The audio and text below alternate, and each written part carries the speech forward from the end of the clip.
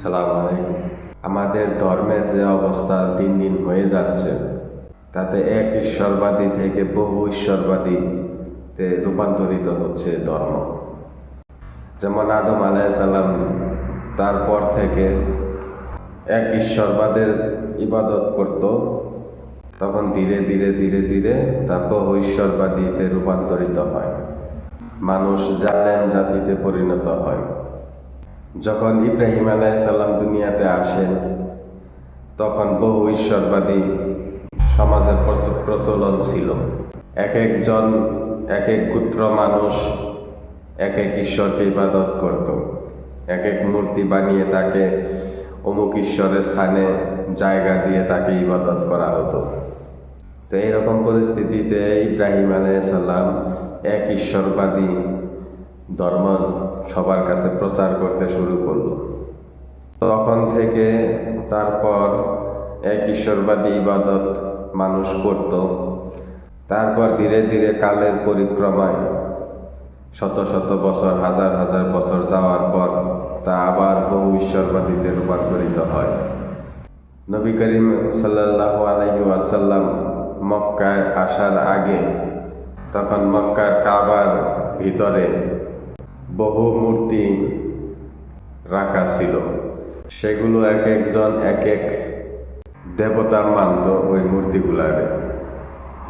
যেমন এক মূর্তিকে বাতাসের দেবতা, এক মূর্তিকে খাদ্যের দেবতা, এক মূর্তিকে ভাগ্যের দেবতা, এইভাবে বিভিন্ন দেবতা হিসেবে গ্রহণ করছিল ওই সভ্যতা, ওই জাতি।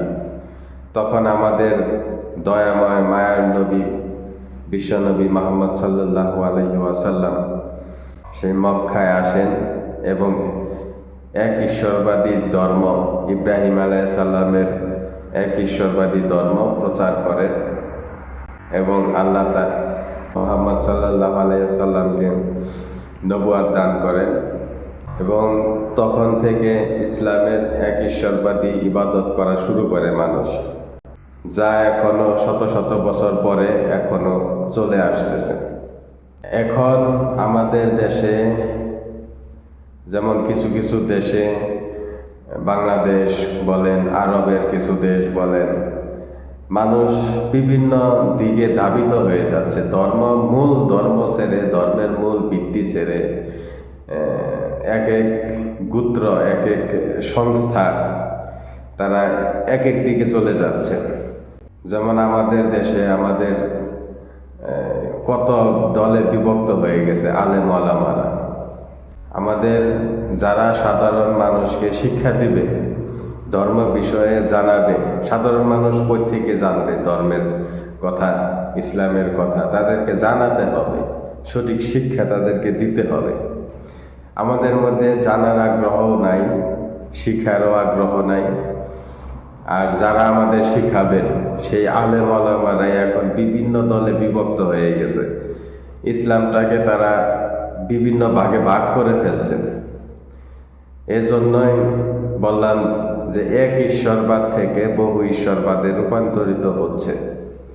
আমাদেরকে যেন এই জাহিল যুগে না নেয়, জাহিল যুগে প্রবেশ করতে না হয়, ঈমান থাকা অবস্থাতেই যেন আল্লাহ আমাদেরকে দুনিয়া থেকে নিয়ে যায়। দিন দিন দেশের যে অবস্থা হচ্ছে, ইসলামের ক্ষতি ইহুদি নাসারারা এমনভাবে করে চলেছে যে আমরা মুসলিমেরা টের পাচ্ছি না। আমাদের সমাজটাকে এমনভাবে গঠন করে দিয়েছে তারা, যা পুরা আমাদের ইসলাম, আমাদের সমাজ, আমাদের মন মানসিকতা, আমাদের পরিবার সবকিছু ধ্বংস করে ফেলেছে। তাই সবাইকে বলবো, সাবধান থাকবেন, সতর্ক থাকবেন এবং নিজেকে সবসময় প্রশ্ন করতে শিখবেন। প্রশ্ন না করলে একজন আলেম এই কথা বললো, ওই কথা বললো, হাদিসের রেফারেন্স দিল, যদি আপনি জানাশোনা থাকেন, আমি বলবো নিজে কোরআন পড়েন, কোরআনের অর্থ বাংলা ট্রান্সলেশন পড়েন, নিজে পড়েন, নিজে ভাবেন, চিন্তা করেন। একটা বিষয় না বুঝলে বারবার চিন্তা করেন। পেরেশানিতে যাওয়া যাবে না, ধৈর্য হারা হওয়া যাবে না যে আমি এই জিনিসটা বুঝতেছি না, অমুকের কাছে যাই, তমুকের কাছে যাই। না এখনকার আলেম ওলামাদের যে অবস্থা বিশ্বাসযোগ্য করার মতো কোনো উপায় নাই, তাই নিজেই বারবার নিজেকে প্রশ্ন করেন আর নিজেই উত্তর খোঁজার চেষ্টা করেন। ইনশাআল্লাহ সঠিক সমাধান আসবে। আল্লাহ আমাদের সবাইকে হেদায়েত দান করেন। আমিন।